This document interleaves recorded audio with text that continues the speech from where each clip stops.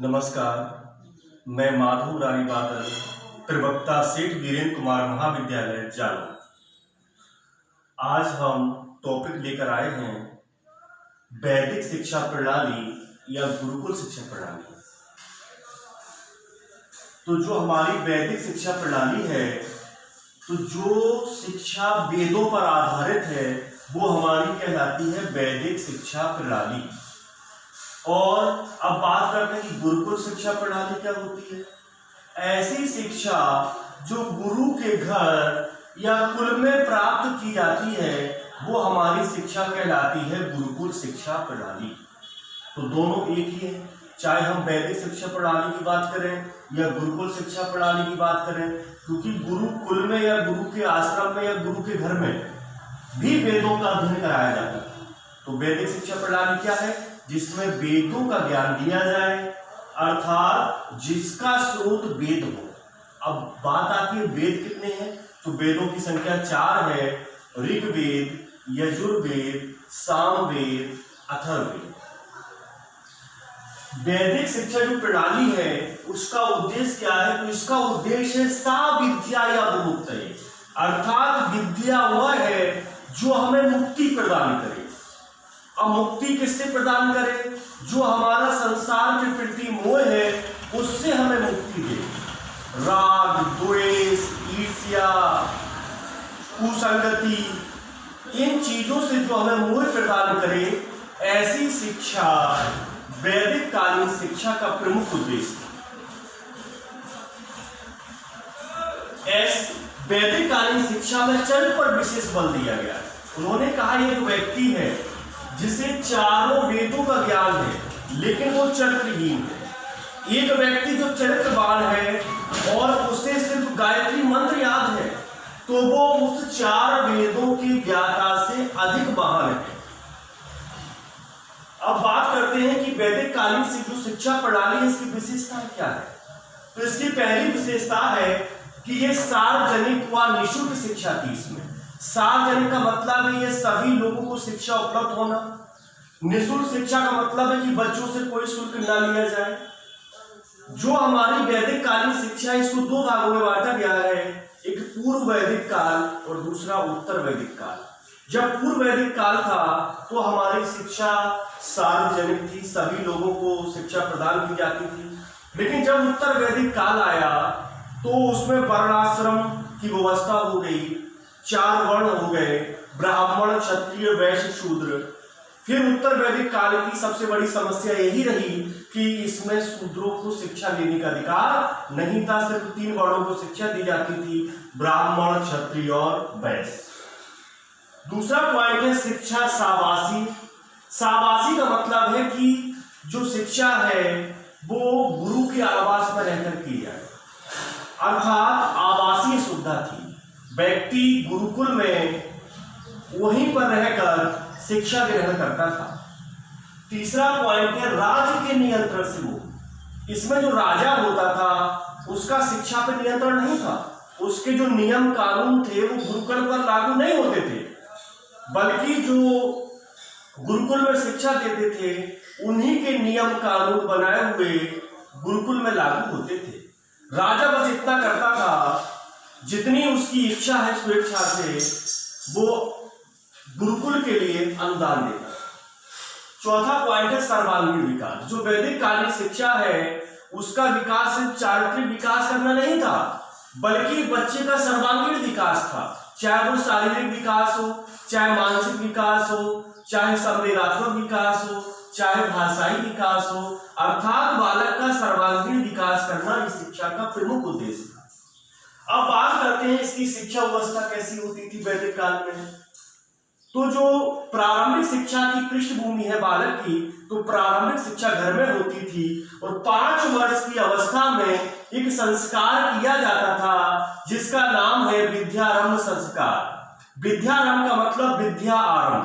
यहीं से बच्चे की गृह शिक्षा शुरू हो जाती थी। बच्चा घर में रहकर पढ़ाई स्टार्ट कर देता था। इसको हम चूड़ा कर्म संस्कार के नाम से भी जानते हैं। फिर जब घर से बालक गुरुकुल में पढ़ने जाता था तो फिर एक संस्कार किया जाता था और उस संस्कार का नाम है उपनयन संस्कार। उपनयन का शाब्दिक अर्थ होता है पास ले जाना, अर्थात गुरु के पास ले जाना। जब बच्चा गुरुकुल में जाता था तो उसका उपनयन संस्कार किया जाता था और उपनयन संस्कार तीनों वर्णों के लिए अलग अलग आयु निर्धारित की गई थी। ब्राह्मण के लिए उपनयन की आयु थी 8 वर्ष, क्षत्रिय के लिए आयु थी 11 वर्ष और वैश्य के लिए आयु थी 12 वर्ष। उपनयन संस्कार में क्या होता था, जो बालक है उसका सिर मुड़वाया जाता था, पीले वस्त्र धारण करवाए जाते थे, डंडी लेकर चलता था, छड़ी लेकर चलता था, कमंडल लेकर चलता था, खड़ाऊ पहनता था। इन चीजों से उसका उपनयन संस्कार होता था। अर्थात बच्चा भौतिक शरीर त्याग कर आध्यात्मिक शरीर ग्रहण करता था। यही हमारा आध्यात्मिक शरीर है, पीले वस्त्र धारण करना, छड़ी लेना, कमंडल लेना, खड़ाऊ पहनना, सिर का मुंडन करवाना। जब बालक भौतिक शरीर त्यागता था और आध्यात्मिक शरीर ग्रहण करता था, अर्थात उसका ये दूसरा जन्म माना जाता था, इसलिए बालक को द्विज कहा जाता था। द्विज होता है 2 जन्म लेने वाला। एक तो उसका भौतिक शरीर वाला जन्म हो गया और दूसरा आध्यात्मिक शरीर वाला जन्म हो गया जब बालक गुरु के पास जाता था। अब बात आती है कि वेशभूषा, जो शिक्षा केंद्र था वो क्या थी, शिक्षा कहाँ दी जाती थी। तो जो शिक्षा दी जाती थी वो गुरुजनों के घर या कुल अर्थात गुरुकुल में दी जाती थी, गुरु के आश्रम में दी जाती थी। यही शिक्षा के केंद्र थे। अब जो वेशभूषा की बात करें तो ब्राह्मण के लिए, क्षत्रिय के लिए, वैश्य के लिए वेशभूषा भी अलग थी। जो मेखला धारण की जाती थी, ब्राह्मण मूंज की रस्सी की मेखला धारण करता था। क्षत्रिय जो धनुष होता है उसमें जो रस्सी बंधी होती है वो तांत की बनी होती है। तो जो क्षत्रिय है उसकी मेखला तांत की बनी होती थी और जो वैश्य वो व्यापार करता था वो ऊन का व्यापार करता था और वैश्य की जो मेखला बनी होती थी वो ऊन की बनी होती थी। पाठक्रम की बात करें, पाठक्रम भी विस्तृत था। वेद की शिक्षा दी जाती थी, 4 वेद का ज्ञान कराया जाता था और 1 वेद के ज्ञाता को स्नातक कहा जाता था, 2 वेद के ज्ञाता को वसु कहा जाता था, 3 वेद के ज्ञाता को रुद्र कहा जाता था और जब व्यक्ति को 4 वेदों का ज्ञान हो जाता था तो उसे आदित्य कहा जाता था। अब हम बात करते हैं, उपनिषद का ज्ञान दिया जाता था, पुराणों का ज्ञान दिया जाता था, नीति शास्त्र का ज्ञान दिया जाता था, इतिहास का ज्ञान दिया जाता था, भाषा का ज्ञान दिया जाता था, गणित सिलेबस में शामिल था, सैन्य विज्ञान भी शामिल था, अर्थशास्त्र भी हमारे पाठ्यक्रम में शामिल था, कृषि है, पशुपालन है, शिल्प कला है। उस समय जो हमारा पाठ्यक्रम था बड़ा व्यापक था और सभी विषयों को पाठ्यक्रम में शामिल किया गया था। अब बात करते हैं कि उस समय कौन सी शिक्षण विधि ज्यादा प्रचलित थी। जो शिक्षण होता था मौखिक होता था और जो शिक्षण विधि हमारी वो भी मौखिक थी। 3 विधियां बहुत इंपोर्टेंट थी, श्रवण, मनन और निधिध्यासन। श्रवण का मतलब होता है गुरु की बात को सुनना। शिक्षा मौखिक थी, जो गुरु बोलता था छात्र सुनता था। तो जो श्रवण का मतलब होता है गुरु की बात को ध्यान से सुनना। मनन का मतलब होता है गुरु की बात को मन में चिंतन करना और निधिध्यासन का मतलब होता है जो गुरु ने बातें कही हैं उन्हें अपने व्यवहार में उतारना। यह हमारा कहलाता है निधिध्यासन। और भी कई विधियां थी, जैसे व्याख्यान विधि, प्रश्नोत्तर विधि, छात्र शिक्षक प्रश्नोत्तर भी करते थे, वाद विवाद विधि, शास्त्रार्थ प्रणाली भी थी। और जब हम साहित्य की बात करें तो कथा विधि का प्रचलन था और मॉनिटर पद्धति भी प्रचलित थी। मॉनिटर पद्धति का मतलब है कि जो हमारे उच्च शिक्षा वाले छात्र हैं, उच्च छात्र हैं, वो निम्न छात्र को शिक्षित करेंगे। अब बात आती है कि परीक्षा प्रणाली उस समय कैसी थी। तो उस समय जो हमारी परीक्षा नहीं होती थी, परीक्षा विहीन परीक्षा प्रणाली थी।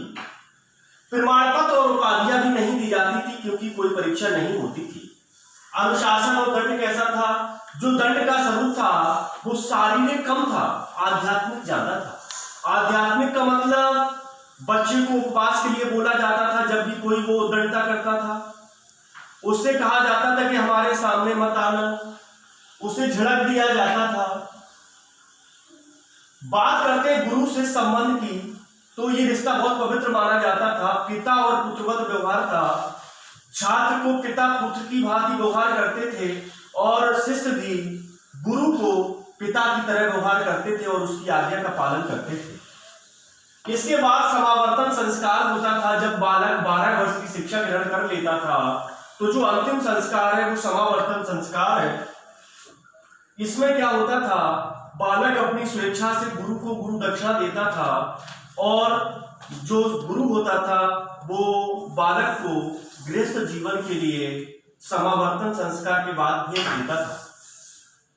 अब बात आती थी इसकी कमियां क्या थी, क्योंकि वैदिक कालीन जो हमारी शिक्षा थी उसके बाद बौद्ध कालीन शिक्षा आई, आखिर कुछ कमी थी, इसलिए तो बौद्ध शिक्षा ने जन्म दिया। तो पहली कमी थी कि इसमें शूद्रों को शिक्षा लेने का अधिकार नहीं था। दूसरी कमी थी कि शिक्षा बाल केंद्रित नहीं थी, यह शिक्षक केंद्रित शिक्षा थी। शिक्षक का प्रमुख स्थान था। जो शिक्षा है उसका माध्यम संस्कृत था, अन्य भाषाओं में शिक्षा नहीं दी जाती थी। इसमें स्त्री शिक्षा का जो प्रचार प्रसार है उत्तर वैदिक काल में बहुत कम हो गया था, जो इसकी प्रमुख कमी थी। अगली कमी थी शिक्षा पद्धति मौखिक थी, लिखित पर ध्यान नहीं दिया जाता था। प्रायः प्रत्येक विषय बच्चों की अनिवार्य था, यानी कि जो प्रत्येक विषय है वो बच्चों को पढ़ना पड़ता था। अर्थात इसमें बाल मनोविज्ञान का समावेश नहीं था, बच्चों को ध्यान में रखकर शिक्षा नहीं दी जाती थी। तो ये थी हमारी वैदिक कालीन शिक्षा। अगले टॉपिक पर हम अगले वीडियो में आएंगे, उस समय हम आपको पढ़ाएंगे बौद्ध कालीन शिक्षा। तो आज के लिए इतना ही, धन्यवाद।